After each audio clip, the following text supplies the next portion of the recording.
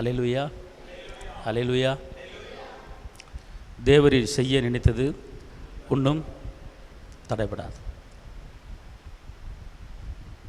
கர்த்தர் ஒரு காரியத்தை இந்த காலை வேளையில் வெளிப்படுத்தினார். மரியாதை போல என்னுடைய சமூகத்திலே பிள்ளைகளை அமரச் சொல்லு. மற்ற காரியங்களுக்கு தேடி ஓடி நாடி அலைய வேண்டாம். என் பாதத்தில் மட்டும் அமரச் சொல்லு. மற்ற காரியங்கள் எல்லாம் நான் கொண்டு வந்து கரத்தில் கொடுப்பேன் என்றவர் சொல்கிறார். நான் கொண்டு வந்து கரத்தில் கொடுப்பேன் என்றவர் சொல்கிறார். அதனால் இந்த மாதத்திலே தேவன் கொடுக்கிற ஒரு வாக்குத்தத்தமான வார்த்தை என்ன என்று கேட்டால், ஆதியாகமம் 32:12.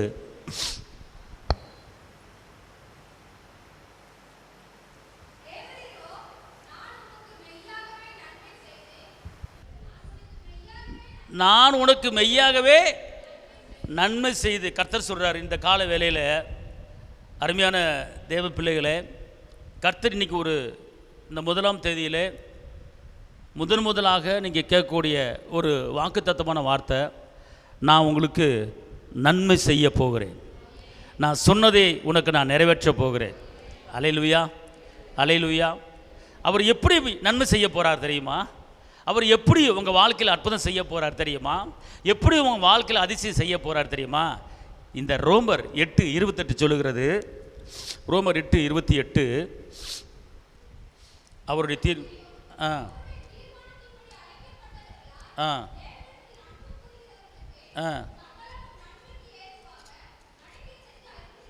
அல்லேலூயா. அப்போ அவர் என்ன சொல்கிறார் அப்படின்னு கேட்டிங்கன்னா, நீங்கள் எதை அறிஞ்சிருக்கணும், நீங்கள் எதை தெரிஞ்சிருக்கணும் அப்படின்னு கேட்டால், இங்கே தேவனுடைய வார்த்தை என்ன சொல்கிறது என்று கேட்டால், அதாவது அவருடைய தீர்மானத்தின்படி அழைக்கப்பட்ட யாவருக்கும், தேவனுடைய அன்பு கூறுவர்களுக்கு சகலமும், அல்லேலூயா, அல்லேலூயா. அப்படின்னா சகலமும் நன்மைக்கு எதுவாக முடிய போகிறது. இதுவரை நீங்கள் துக்கத்தை பார்த்திருந்தால் சந்தோஷம் என்கிற ஒரு நன்மையிலே முடிய போகிறது. இதுவரை நீங்கள் பலவீனத்தை பார்த்திருந்தால் சுகம் என்கிற நன்மையிலே முடிய போகிறது. இதுவரை நீங்கள் நிந்தையும் அவமானத்தையும் தாங்கி கொண்டிருந்தால் கர்த்தர் அது ஒரு மேன்மையாக, ஒரு அற்புதமாக, அதிசயமாக, வெட்கப்பட்ட இடத்துல தலைமுறை பண்ணக்கூடிய ஒரு கிருபையை கர்த்தர் உங்களுக்கு இந்த மாதத்தில் என்ன செய்ய போகிறார். எல்லாம் சொல்லுங்கள். அவருடைய தீர்மானத்தின்படி நான் அழைக்கப்பட்டிருக்கிறேன். அவர் என்னை அழைத்திருக்கிறார். நான் அவர் மேலே அன்பு வச்சிருக்கிறேன். நான் அவரை நேசிக்கிறேன். இந்த உலகத்தில் முதலாக இயேசுவை அன்பு செய்கிறேன். அவரை நான் அன்பு வைப்பதனால, அவரை நான் நேசிப்பதனால, அவர் என் வாழ்க்கையில் இருக்கிற எல்லா தீமைகளையும் இந்த மாதத்திலே எனக்கு அவர் நன்மையாக மாற்றி அமைத்து கொடுக்க போகிறார். எல்லாம் வாயத்தில் சொல்லுங்கள். இந்த மாதத்திலே இதுவரை நான் பட்ட பாடுகளுக்கு, இதுவரை பட்ட அவமானத்துக்கு, இதுவரை இழந்த எல்லா காரியங்களுக்கும் அதையவே நன்மையாக மாற்றமைக்க போகிறார். என்னுடைய கண்ணீரின் பாதையை உருவ நடந்து அவர் களிப்பான ஒரு நீரூற்றாக மாற்றப் போகிறார். அல்லேலூயா, அல்லேலூயா. சொல்லுங்கள். இந்த மாதத்திலே நன்மைகளை பார்க்க போகிறேன். இந்த மாதத்திலே நன்மைகளை கேட்க போகிறேன். இந்த மாதத்திலே நன்மைகளை பேச போகிறேன். அல்லேலூயா. சரி, நன்மை என்றால் என்ன அப்படின்னா, உங்கள் குடும்பத்தில் சமாதானமாக வாழ்ந்தீங்கன்னா நன்மை. உங்கள் குடும்பத்தில் அன்பாக வாழ்ந்தீங்களா நன்மை. உங்கள் பிரச்சனை மாறுவதற்குள்ள பொருளாதார தேவைகள் சந்திக்கப்பட்டால் நன்மை. உங்களுக்கு ஒரு நல்ல ஒரு வேலை கிடைச்சா நன்மை. உங்கள் பிள்ளைங்க நல்லா படித்து அந்த காலேஜில் நல்ல பேர் எடுத்தால் ஒரு நன்மை. உங்கள் பிள்ளைங்க உற்சாகமாக விளைவினை இல்லாமல் இருந்தால் அது ஒரு நன்மை. உங்கள் கணவருக்கு ஒரு நல்ல வருமானத்தை கூட்டி கொடுத்தால் அது ஒரு நன்மை. உங்கள் பிள்ளைகளுக்கு ஒரு ப்ரமோஷன் கிடைச்சால் அது ஒரு நன்மை. இப்படிப்பட்ட நன்மைகளை கர்த்தர் இந்த மாதத்திலே உங்களுக்கும் எனக்கும் செய்ய போகிறாரு. கையை தட்டி அப்பக்கமாகவே செலுத்துங்க. நம்புறவங்களுக்கு நடக்க போகுது. எத்தனை நன்மைகள் இருக்கிறதோ அத்தனை நன்மைகளும் இந்த மாதம் முடிவதுக்குள்ள வரப்போகிறது. ஆமாவா இல்லையா? அவர் நன்மைகளை செய்து உன் சந்ததி என்ன செய்வேன்? பெருக பண்ணுவேன். ஆமென் சொல்லுங்க. வாக்குத்தத்தமான வார்த்தை. இன்னொரு வசனம் என்ன சொன்னார் தெரியுமா? அவருடைய தீர்மானத்தின்படி யாரெல்லாம் நீங்கள் அழைக்கப்பட்டிருக்கீங்களோ சகலம், அப்படின்னா இதுவரை நீ தீமையை பார்த்துருக்கலாம், அந்த சகல தீமைகளையும் அதை அப்படியே பிரட்டி போட்ட மாதிரி அது நன்மையிலே முடியும்படி கர்த்தர் உங்களுக்காக வழக்காடுகிறார். ஆமென். உங்களை பகைக்கிறவர்கள், உங்களுக்கு தூரம் போனவர்கள் இந்த மாதத்தில் ரொம்ப சமீபத்தில் உங்கள் பக்கத்தில் வரப்போகிறாங்க. அல்லேலூயா. அவராலே கூடாத காரியம் ஒன்றுமே கிடையாது. இதுவரை நடத்தினவர் இன்னமும் நடத்த போகிறவராக இருக்கிறார். சரி, ஓகே. இப்போ நன்மைகளை பெற்றுக்கொள்வதற்கு அவர் நன்மை கொடுக்க ரெடியாக இருக்கிறார், அற்புதம் செய்ய ரெடியாக இருக்கிறார், அதிசய ரெடியாக இருக்கிறார். ஆனால் அந்த நன்மைகளை பெற்றுக்கொள்வதற்கு உண்டான தகுதிகள், அந்த நன்மைகளை பெற்றுக்கொள்வதற்கு உண்டான தாளந்துகள், ஒருவேளை கற்பத்துக்கணி இல்லாமல் இருக்கலாம், கற்பத்துக்கணி உண்டாகிற ஒரு நன்மை உங்களுக்கு உண்டாக போகுது. ஒருவேளை திருமண காரியங்கள் தடைப்பட்டு கொண்டிருக்கலாம், திருமண காரியங்கள் அது ஒரு முடியாகிற ஒரு நன்மை உண்டாக போகிறது. ஒருவேளை ஒரு சரியான நிரந்தர வருமானம் இல்லாத ஒரு சூழ்நிலை இருக்கலாம், ஆனால் நிரந்தரமான ஒரு நல்ல வருமானம், மிச்சம் எடுக்கிற வருமானத்தை கர்த்தர் உங்களுக்கு இந்த மாதத்தில் கொடுக்க போகிறார். ஆமென் சொல்லுங்க. மிச்சம் எடுக்க போகிற வருமானத்தை கொடுக்க போகிறாருன்னா ஆமென் சொன்னீங்கன்னா உங்களுக்கு அப்படி நடக்கும். நீங்கள் உம்முன்றதையும் நடக்காது, நீங்கள் அதை பேசணும். ஆமென் சொன்ன என்ன அர்த்தம் சொல்லுங்கள். ஆமென் சொன்ன என்ன அர்த்தம்? அப்புறம் உங்கள் வீட்டில் ஒரு அற்புதம் நடக்க போகுது அப்போனா ஆமென் அப்படி கத்தணும் வாயை திறந்து. நீங்கள் ஆமென் சொல்லும் போது பரலோகம் பார்க்குது, ஏசப்பா பார்க்குறாரு, என் பிள்ளை ஆமென் சொல்லிடுச்சு, அந்த பிள்ளைக்கு செஞ்சிருவோண்டா அப்படின்ட்டு. நீங்கள் உம்முன்னு இருந்தால் தர மாட்டார், இந்த பிள்ளை உம்முன்னு இருக்கு, வாயை திறக்காமல் உட்காந்து கடை அப்படின்ட்டுருவார். அல்லேலூயா. அதனால் நான் சொல்கிறேன், ஏசப்பா சொல்கிறாரு, இந்த மாதத்தில் வரக்கூடாத நன்மைகள் உங்கள் வீடு தேடி வரப்போகுது. இந்த மாதத்தில் உங்கள் பிள்ளைகள் படிப்பு காரியத்தில் அக்கறை வச்சு உங்கள் பிள்ளைய படிப்பில் மேன்மடைய போகிறாங்க, உங்கள் பிள்ளைய படிப்பில் உயர போகிறாங்க, உங்கள் பிள்ளைய படிப்பில் மேன்மடைய போகிறாங்க, உங்கள் பிள்ளைய வெக்கப்பட்ட இடத்துல தலைநிமிர போகிறாங்க. ஷப்துடா பாத்தாரா கல்லா ராபா. அதான் நடக்க போகுது, அதான் நடக்க போகுது. படிப்பு காலத்தில் என் பிள்ளை தோத்து போயிருமோ என்று நீங்கள் கலங்கியிருக்கலாம் ஒரு சில பேர். ஆனால் கர்த்தர் சொல்கிறாரு, இந்த மாதம் முடிவதுக்குள்ளே உன் பிள்ளை படிப்பு காரியத்தில் ஜெயத்தை பார்க்க போகுது, உன் பிள்ளை படிப்பு காரியத்தில் வெற்றியை பார்க்க போகுது, உன் பிள்ளை படிப்பு காரியத்தில் விடுதலையை பார்க்க போகுது, உன் பிள்ளை படிப்பு காரியத்தில் வெற்றியை பார்க்க போகுது. அல்லேலூயா. அதனால் கவலைப்படாதீர்கள், நன்மைகளை நாயகன் இயேசு உங்கள் பக்கத்தில் வந்துவிட்டார், நன்மைகளை சொல்லி கொண்டிருக்கிறார். ஓகே, இப்போ நன்மைகளை பெற்றுக்கொள்ள வேண்டும், சரிதானா? ஆமாம் சொல்லுங்கள் பாப்பா. நன்மைகளை பெற்றுக்கொள்ள வேண்டும். அப்போ நம்ம என்ன செய்யணும்? நன்மை வர்றதுக்கு நம்ம என்ன செய்யணும்? நன்மை பெற்றுக்கொள்றதுக்கு நம்ம என்ன செய்யணும் அப்படி என்று கேட்டால், நீங்கள் என்ன செய்ய வேண்டும்? நன்மைகளை தெரிந்து கொள்ள வேண்டும். அல்லேலூயா. என்ன செய்யணும்? இப்போ நீங்கள் நிறைய இடத்துக்கு போகிறீங்க, நிறைய இடத்துக்கு வர்றீங்க, சில நன்மைகளையும் கேட்குறீங்க, சில தீமைகளையும் கேட்குறீங்க, சில நன்மைகளையும் பேசுகிறீங்க, நன்மைகளையும் தீமைகளையும் பேசுகிறீங்க. அதாவது தீமைகளையும் கேட்குறீங்க, தீமைகளையும் பார்க்குறீங்க, தீமைகளையும் பேசுகிறீங்க, நன்மைகளையும் பேசுகிறீங்க. இதுதான் வாழ்க்கையாக இருந்து கொண்டு இருக்கிறது. அப்படி என்றால் நன்மைகள் மாத்திரம் நம்முடைய குடும்பத்தில் வரணும், நம்முடைய பிள்ளைய வாழ்க்கையில் நன்மை மட்டும்தான் வரணும், நம்ம சந்ததி வாழ்க்கையில் நன்மை மட்டும் வரணும் அப்படி என்று கேட்டால் நீங்கள் என்ன செய்ய வேண்டும் என்று கேட்டால், நீங்கள் தெரிந்து கொள்ள வேண்டிய காரியம். நீங்கள் காலையில் சாயங்காலம் வரைக்கும் வெளியே போகிறீங்க, எத்தனையோ பேர்த்தை பார்க்குறீங்க, எத்தனையோ பேர்த்திட்ட பேசுகிறீங்க. ஆனால் நன்மையை பேசுகிறவர்கள் மத்தியில் ஒரு சில பேர்கிட்ட பேசுகிறீங்க, தீமையை பேசுகிற ஒரு சில மத்தியில் பேசுகிறீங்க. அப்போனா அப்படி இருக்கும்போது நீங்கள் தீமையை நாடும்போது, தீமையை பேசும்போது, தீமையை சார்ந்தவர்கள் நீங்கள் சேரும்போது அதுதான் உங்களை தேடி வரும். அப்படி என்றால் கர்த்தர் இன்னைக்கு உங்களுக்கு ஒரு காரியத்தை சொல்கிறார், மகனே மகளே நீ நன்மையை பற்றிக்கொள் அப்படிங்கிறார். அப்படி என்றால் நீங்கள் உபாகமம் 30:19, உபாகமம் 30:19 சீக்கிரம் எடுத்து வாசிங்க பார்ப்போம். எதை தெரிந்து கொள்ள வேண்டும்? எதை தெரிந்து கொள்ள வேண்டும்? ஜீவனையும்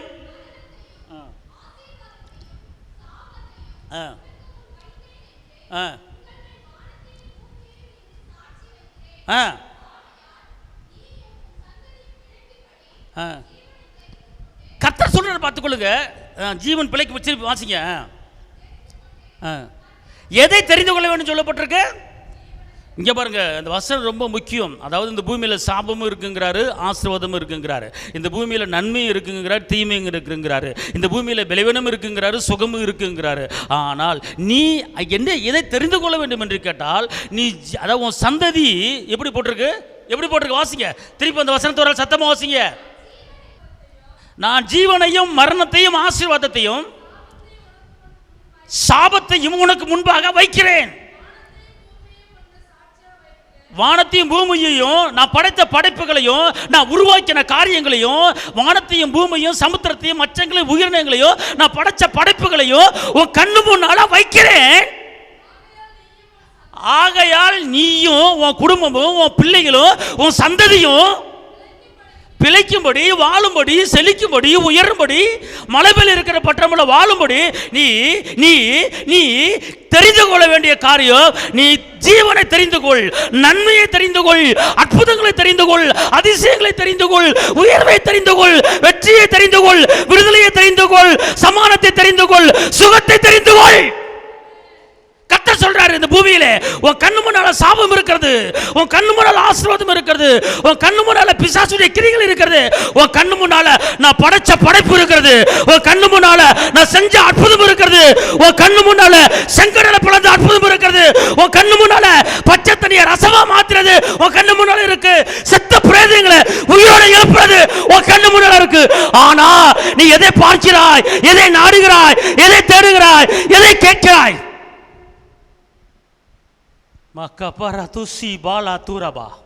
எவ்வளோ ஒரு சிம்பிளான ஒரு மேட்ரு. என்ன சொல்றாரு?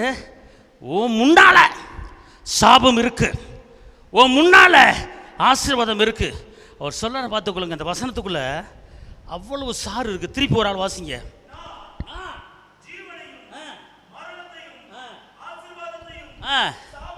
சாபத்தையும் உனக்கு முன் வைத்தேன். இப்ப சொல்லுங்க.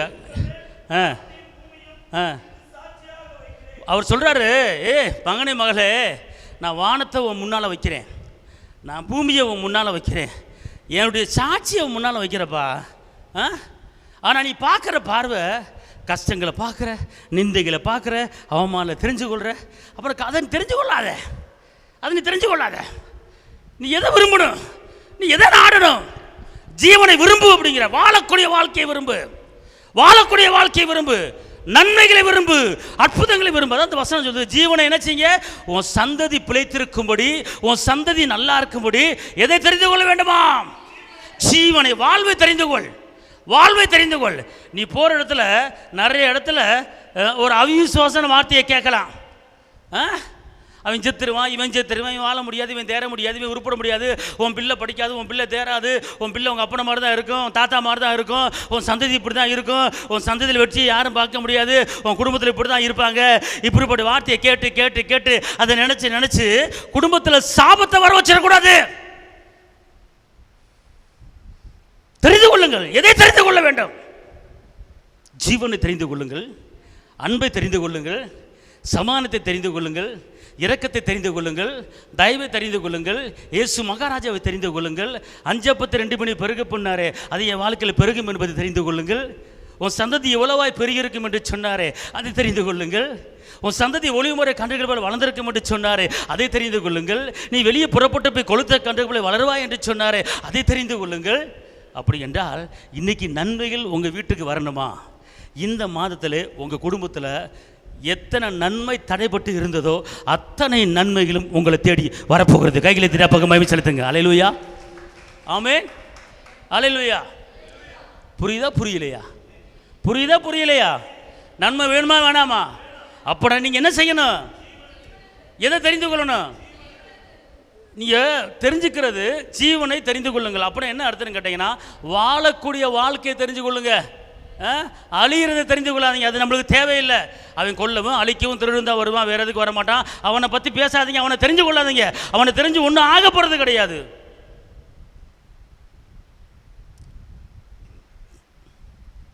ஒருத்தர் சொன்னார், பிசாசு எந்தெந்த தீமை செய்தான் நான் ஆராய்ச்சி பண்ணி ஒரு புஸ்தகம் எழுத போகிறேன். நான் சொன்னேன், அவன் தீமை செஞ்சதை ஆராய்ச்சி பண்ணி நீங்கள் வந்து தீமைக்குள் விழுந்துடாதீங்க.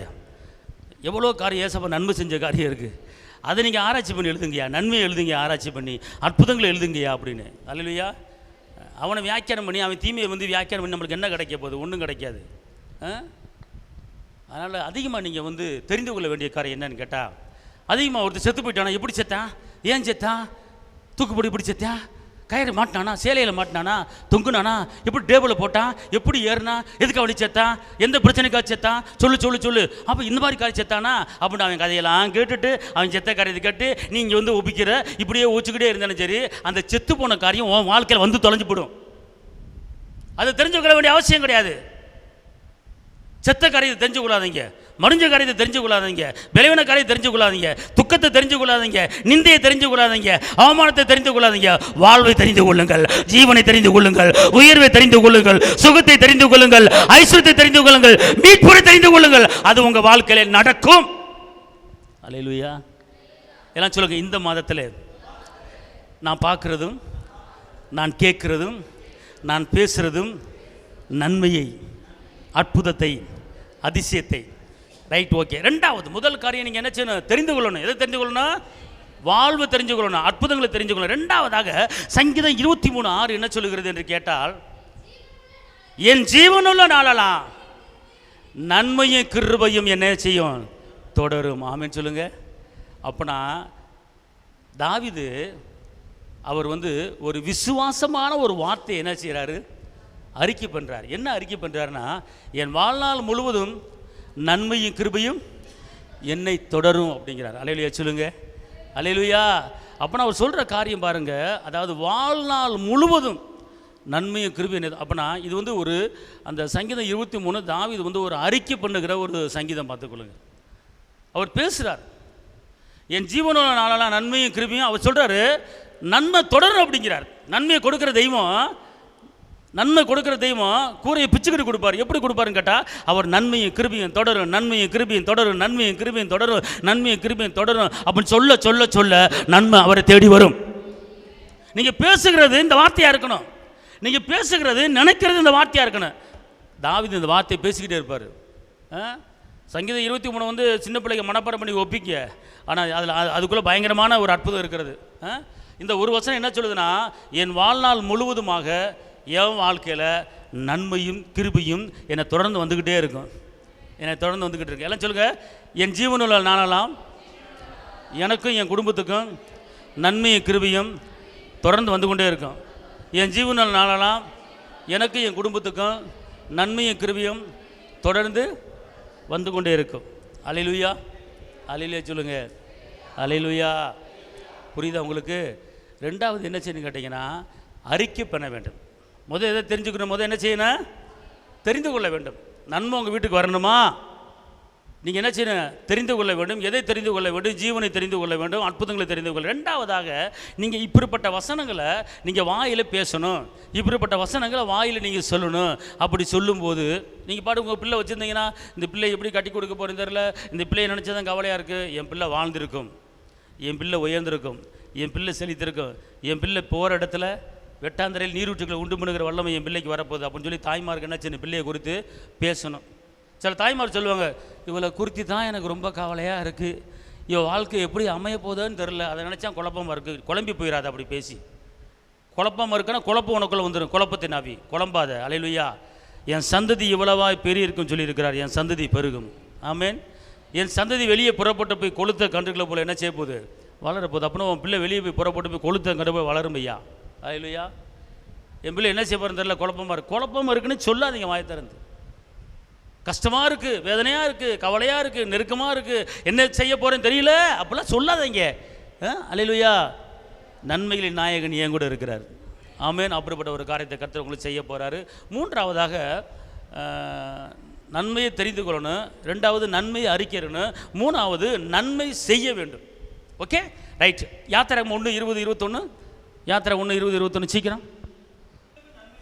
தேவன் மருத்துவத்தில் நன்மை செய்தார், பழுத்து போனார்கள், மருத்துவச்சிகள் தேவனுக்கு பயந்ததினால் அவர்கள் குடும்பங்களை கர்த்தர் தலைக்க செய்தார். அல்லேலூயா. இங்கே பாருங்கள், நாட்டில் ஒரு சட்டம் போட்டார். எகிப்து ராஜா ஆண் பிள்ளைங்க பிறந்தால் கொன்று போட்டுரு அப்படின்னாரு. ஆனால் அந்த டாக்டர் இருக்காங்களே, நர்ஸு டாக்டர்மாருங்க, அவங்க என்ன பண்ணாங்க தெரியுமா? அந்த குழந்தை என்ன செய்யலை? கொன்று போடலை. அந்த பிள்ளைகளை பிறகு பிழைக்க வச்சுட்டாங்க. என்ன? அப்போ எகிப்து மன்னன் கேட்குறான், ஏன் இப்படி பிரசவம் ஆகுது? அதுக்கு அவங்க சொல்கிறாங்க, நாங்கள் போவதுக்கு முன்னுமே அவர்களாகவே குழந்தையை பெற்றுக்கொள்கிறார்கள் என்று சொன்னார்கள். இந்த மருத்துவச்சிகள், நர்ஸு வேலை பார்த்தவங்க, டாக்டர் வேலை பார்த்தவங்க அந்த சட்டத்துக்கு கீழ்ப்படியாமல் கர்த்தருக்கு கீழ்ப்படிந்து அந்த பிள்ளைகளுக்கு சேதம் விளைவிக்க பார்த்தார்கள். இது நிமித்தமாக நடந்த காரியம் என்ன தெரியுமா? அந்த மருத்துவச்சுடைய குடும்பத்தை, அந்த சந்ததியை கர்த்தர் என்ன பண்ணார்? தலைக்கும்படி செய்தார். நன்மை செஞ்சீங்கன்னா உங்கள் குடும்பம் தலைக்கும். அல்லேலூயா. அல்லேலூயா. அதுக்கு தான் நன்மை செய்ய படியுங்கள், நன்மை செய்யுங்கள். தாய்மார்கள் தகப்பன்மார்கள் கூடிய மட்டும் நன்மை செய்ய படியுங்கள். அன்பை பிறருக்கு பகிர்ந்து கொள்ளுங்கள், சமாதானத்தை பகிர்ந்து கொள்ளுங்கள், இரக்கத்தை பகிர்ந்து கொள்ளுங்கள், பொறுமையை பகிர்ந்து கொள்ளுங்கள், தயவை பகிர்ந்து கொள்ளுங்கள், ஒருவருக்கு ஆறுதலை பகிர்ந்து கொள்ளுங்கள், தேற்றுங்கள் ஒருவரை. அதுதான் நீங்கள் செய்யக்கூடிய ஒரு நன்மை. காசு பணம் கொடுக்க முடியாது, ஆனால் உங்களுடைய அந்த ஆறுதலான வார்த்தை இருக்குது தெரியுமா? ஒரு துக்கமான ஒரு வீட்டில் உங்கள் ஆறுதல் வார்த்தை கடந்து போகணும், இயேசுவின் அன்பு கடந்து போகணும். நீங்கள் இழந்ததை திரும்ப பெற்றுக்கொள்வீங்க. கஷ்டப்பட்டுட்டீங்க, நஷ்டப்பட்டுட்டீங்க, கடன் ஆகிட்டீங்க, கவலைப்படாதீங்க. தாவீது இழந்ததை திரும்ப பெற்றுக்கொண்ட நீங்களும் திரும்ப பெற்றுக்கொள்வீங்க. அப்புறம் ஒரு வார்த்தை வந்து கஷ்டப்படுற குடும்பத்தில் போய் நீங்கள் பேசுனீங்கன்னா நீங்கள் நன்மை செய்கிறீங்க. அது நிமித்தமாக உங்கள் குடும்பம் தலைச்சோங்க என்ன செய்யும்? வளர். அதுதான் நன்மை. இயேசுவின் அன்பு பிறருக்கு போதிப்பது தான் நன்மை. என்னை மனுஷன் அறிக்கை பண்ணுற பிதாவோட என்ன செய்வேன்? அறிக்கை பண்ணுவேன் அப்படிங்கிறார். அதனால் நன்மைகளை செய்யுங்கள். பிறருக்கு நன்மை உண்டாகும்படி நல்லதே என்ன செய்யுங்க? பேசுங்கள் என்று வேதம் சொல்லுகிறது. அதனால் எந்த ஒரு தீமைக்கும் துணை போகக்கூடாது, எந்த ஒரு சண்டைக்கும் துணை போகக்கூடாது, எந்த ஒரு பிரிவினைக்கும் துணை போகக்கூடாது. நன்மைக்கு மாத்திரம். ஏன்னா அவர் சமாதான காரணர். அந்த சமாதான காரணருக்கு சமாதானத்துக்கு நீங்கள் துணை போங்க, பிரிக்கிறதுக்கு துணை என்ன செய்யாதீங்க, போகாதீங்க. அதனால் கர்த்தர் வந்து இன்றைக்கி சொல்கிற ஒரு காரியம் நன்மை செய்யுங்கள் அப்படிங்கிறார். ஒன்றுமே நான் செய்ய மாட்டேன் அப்படின்னா ஒன்றும் வராது. நம்மளுக்கு நன்மை செய்யணும், ஒரு உதவி செய்யணும். பார்த்துக்கணும். கர்த்தர் தீமையை நன்மையை என்ன செய்வார்? மாற்ற அவர் போதுமானவராக இருக்கிறார். மாறாக இன்னொரு வசனத்தை எடுத்துக்கொள்ளுங்கள். கலாத்தியர் 6:9-10. நன்மை செய்கிறதுல சோர்ந்து போகக்கூடாது. அப்புறம் நாம் தளர்ந்து போகாதிருந்தால் ஏற்ற காலத்திலே அறுப்போம். அதாவது நன்மை செய்கிறதுல வந்து அசால்ட்டாக இருக்காதீங்க, டயர்டாகாதீங்க, சோர்ந்து போகாதீங்க. உற்சாகமாக நீங்கள் என்ன செய்யுங்க? நன்மை செய்யுங்க. அப்படி நன்மை செய்யும் போது ஒரு காலன் ஒன்று வச்சுருப்பார். உங்களுக்கு ஒரு அறுவடை காலன் ஒன்று வச்சுருப்பார். அற்புதம் செய்கிற ஒரு அறுவடை வச்சுருப்பார். அந்த நேரத்தில் உங்களுக்கு ஒரு பெரிய ஒரு அறுவடையை கொடுப்பார், நீங்கள் நன்மை செய்தால். அல்லேலூயா சொல்லுங்கள். அப்போ நன்மை செய்யும்போது சோர்ந்து என்ன செய்ய? திருப்பி அந்த வசனம் வாசிங்க. நன்மை செய்வதில் சோர்ந்து போகாமல் இருப்போமாக. நாம் தளர்ந்து போகாதிருந்தால், சோர்ந்து போகாதிருந்தால் ஏற்ற காலத்தில் அறுப்போம்.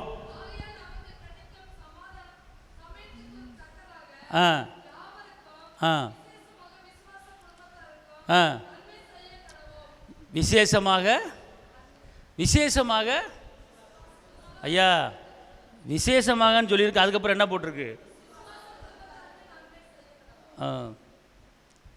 இன்றைக்கி உள்ள சூழ்நிலை விசுவாச குடும்பங்களுக்கு.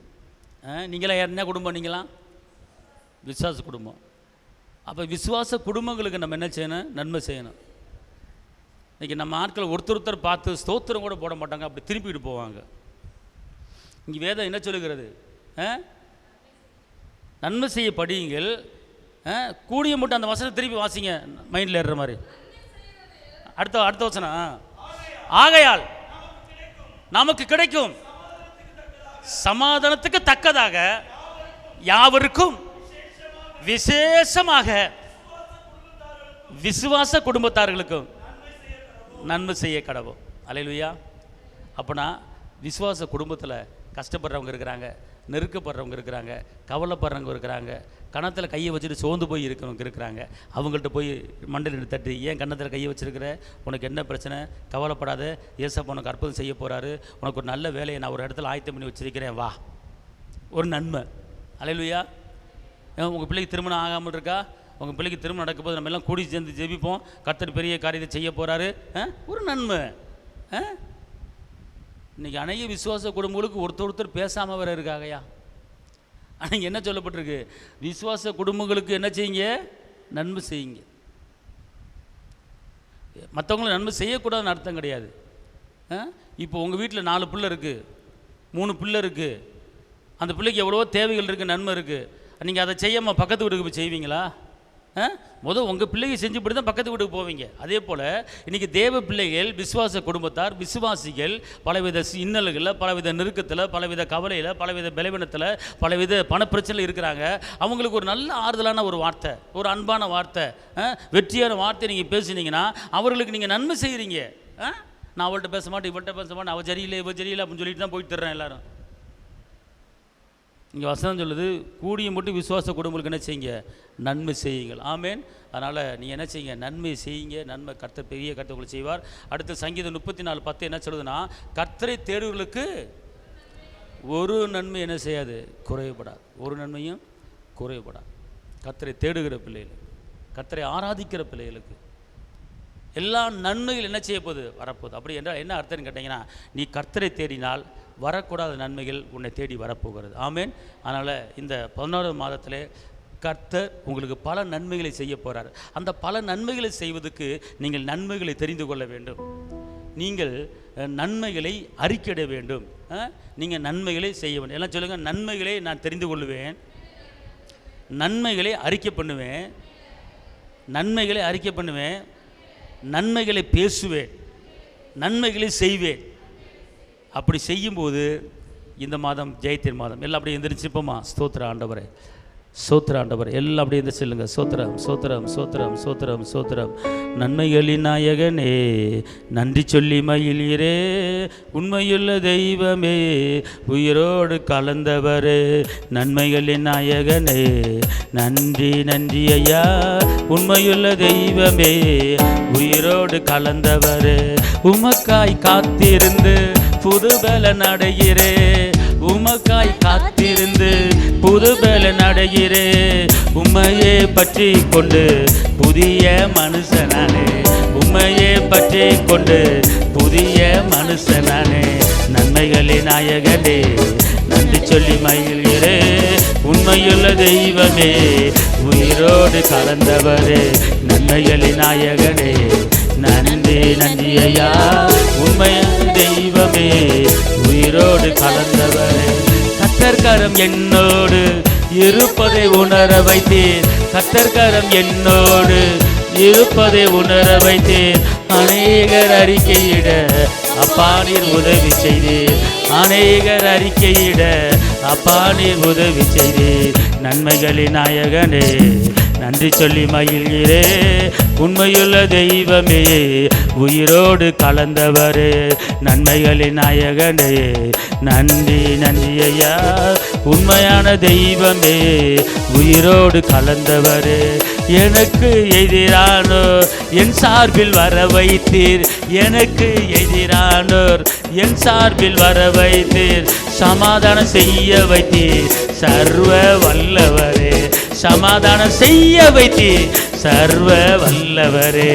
நன்மைகளின் நாயகனே நன்றி சொல்லி மகிழ்கிறே, உண்மையுள்ள தெய்வமே உயிரோடு கலந்தவரே. நன்மைகளின் நாயகனே நன்றி நன்றி ஐயா, உண்மையான தெய்வமே உயிரோடு கலந்தவரே. எப்சிபா என்றழைத்து என் மேலே பிரியமானீர், எப்சிபா என்றழைத்து என் மேலே பிரியமானீர். பியூலா என்றழைத்து மணமகள் ஆக்கிவிட்டீர், பியூலா என்றழைத்து மணமகள் ஆக்கிவிட்டீர். நன்மைகளின் நாயகனே நன்றி சொல்லி மகிழ்கிறே, உண்மையுள்ள தெய்வமே உயிரோடு கலந்தவரே. தகப்பனே நன்றி உள்ளத்தோடு துதிக்கிறமையா. இந்த மாதம் முழுவதும் எங்களுக்கு நன்மை செய்கிற தேவனாக இருக்கிறேன். எல்லா தீமைகளையும் நன்மைகளை மாற்றி அமைத்து எங்கள் வாழ்க்கையை உயரப்படுங்க. இங்கே வந்திருக்கிற இந்த வார்த்தையை கேட்குற ஒவ்வொரு குடும்பத்தையும் ஆஸ்பத்திரி பிறகு பண்ணுங்க, இரத்த கோட்டைகளை மறைத்துக் கொள்ளுங்க. இயேசுவின் நாமத்தில் பிதாவே, ஆமென்.